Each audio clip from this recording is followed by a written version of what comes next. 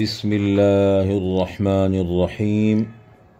عن عمر بن الخطاب رضي الله عنه قال قال النبي صلى الله عليه وسلم إنما الأعمال بالنيات وإنما لامرئ ما نوى فمن كانت هجرته إلى الله ورسوله فهجرته إلى الله ورسوله ومن كانت هجرته إلى دنيا يصيبها أو امرأة يتزوجها فهجرته إلى ما هاجر إليه متفق علیہ۔ حضرت عمر رضی اللہ تعالی عنہ سے روایت ہے کہ رسول اللہ صلی اللہ علیہ وسلم نے فرمایا انما الاعمال بالنیات، پختہ بات ہے اعمال کا دار و مدار نیتوں پر ہے، وَإِنَّمَا لِامْرِئٍ مَّا نَوَىٰ، اور پختہ بات ہے آدمی کے لیے وہی ہے جو اس نے نیت کی ہے۔ فَمَنْ كَانَتْ هِجْرَتُهُ إِلَى اللَّهِ وَرَسُولِهِ، پس جس شخص کی ہجرت اللہ اور اس کے رسول کے لیے ہے، فَهِجْرَتُهُ إِلَى اللَّهِ وَرَسُولِهِ، پس اس کی ہجرت اللہ اور اس کے رسول کے لیے ہے۔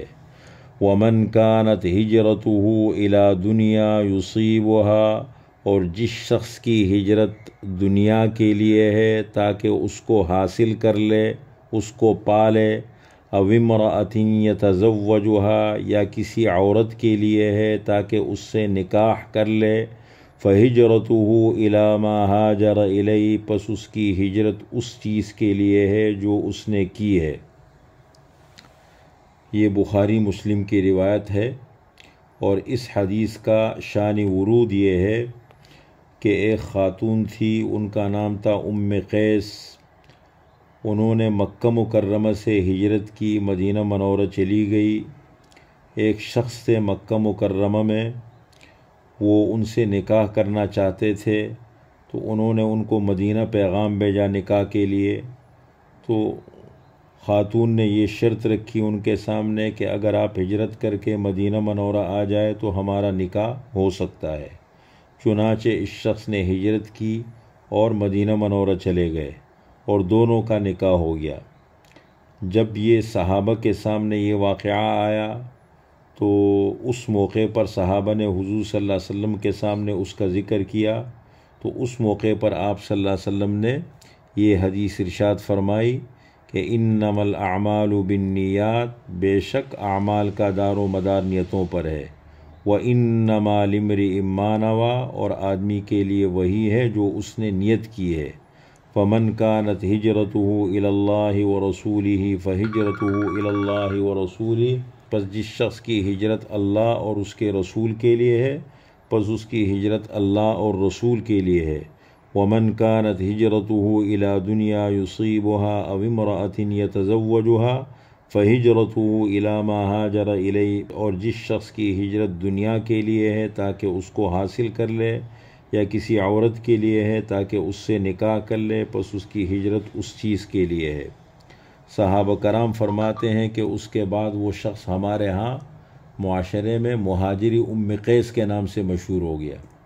یہ جو حدیث ہے یہ بہت اہم حدیث ہے، اس لیے ہمارے تمام بزرگان دین کا طریقہ رہا ہے، محدثین کا، مفسرین کا، علماء کا، کہ جب بھی کوئی کتاب لکھتے تھے تو کتاب کے شروع میں اس حدیث کو درج فرماتے تھے، کرتے تھے برکت کے لیے۔ امام بخاری رحمۃ اللہ علیہ نے بھی بخاری شریف کے شروع میں اس حدیث کو نقل کیا ہے، اور اس حدیث کو محدثین نے آدھا دین کہا ہے، اس لیے کہ دیکھیں کوئی بھی کام انسان کرتا ہے، ایک ہے انسان کا عمل اور ایک ہے اس کی نیت۔